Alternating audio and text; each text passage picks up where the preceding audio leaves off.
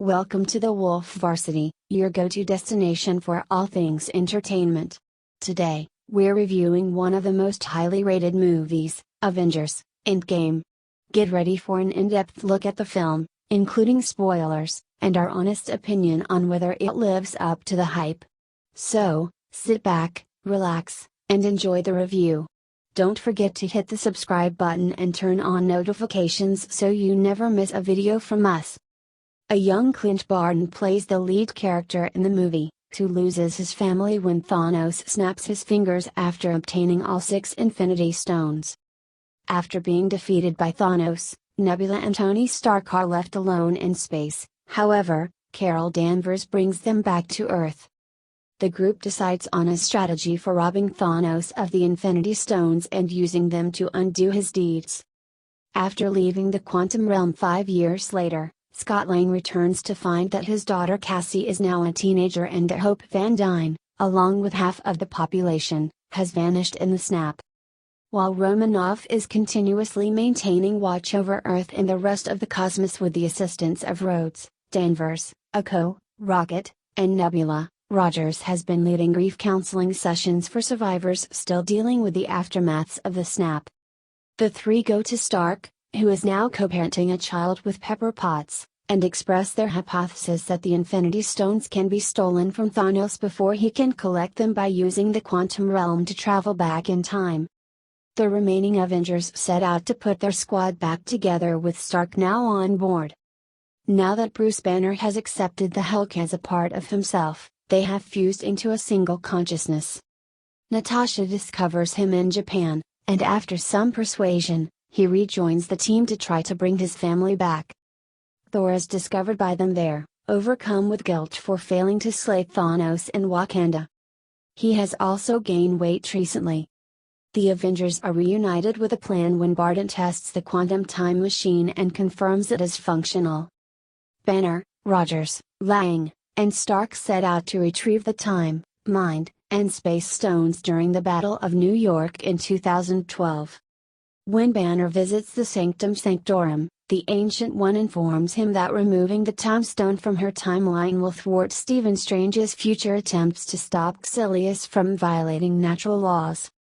Banner further pledges that the stones will be returned to their correct timelines to avoid negative repercussions.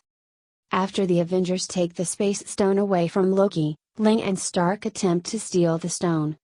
Loki then takes the Space Stone to get away from the authorities. After fighting past Steve, Rogers reunites with Stark and Lang, who now have to devise a different plan to obtain the Space Stone without using up all of the PEM particles that are required to allow them to traverse the quantum world. While Rogers and Stark prepare to take the Space Stone from the U.S. Army installation in the 1970s and acquire additional PEM particles to complete the journey back home, Lang returns to the present with the Mind Stone. Before Malekith uses Reality Stone against the 9 realms, Rocket and Thor journey to Asgard to retrieve it. While there, Rogers sees Peggy Carter, and Stark and his father Howard have a deep chat. Before Malekith uses Reality Stone against the 9 realms, Rocket and Thor journey to Asgard to retrieve it. As Rocket steals the ether, the Reality Stone in vapor form, from Jane Foster, Thor is reminded that his mother, Frigga, will soon pass away and has a chance encounter with her. To steal the Power Stone before Peter Quill does, Nebula and Rhodes journey to Marag. With the help of the Power Stone, Rhodes travels back in time, but Nebula malfunctions and stays on Marag. Thanos and Ebony Maw learn that the future Nebula is present because of the two consciousnesses acting on Nebula's systems, and they set out to abduct her. After scanning her memories and learning about the Avengers strategy, Thanos sends the more obedient Nebula from the past back in time to act as a spy. When Red Skull, the Stone's guardian, tells Barton and Romanoff that they must sacrifice a loved one to obtain the stone, they become conflicted and decide not to go to Vormir. Romanoff ultimately bears the burden of the sacrifice after a struggle between the two, and a sad Barton returns to Earth with the Soul Stone. Using the same nanotechnology as Stark's most recent Iron Man armor, Banner, Rocket, and Stark set out to create a gauntlet to hold the stones after everyone had returned to the present on Earth.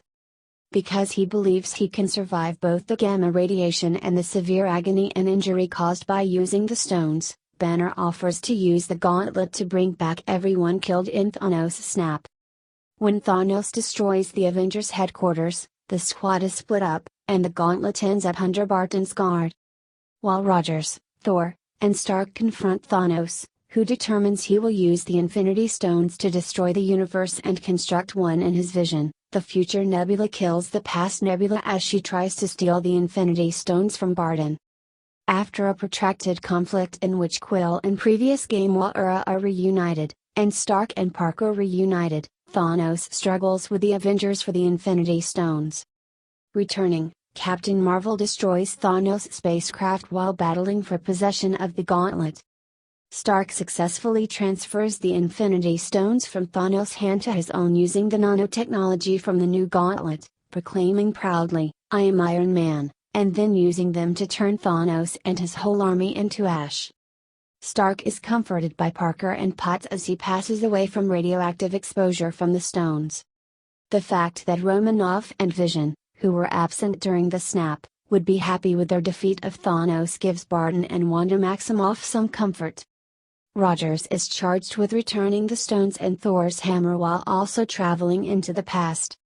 While Carter chooses to spend the rest of her life in the past with Rogers, Rogers is entrusted with traveling to return the stones and Thor's hammer to their original timelines.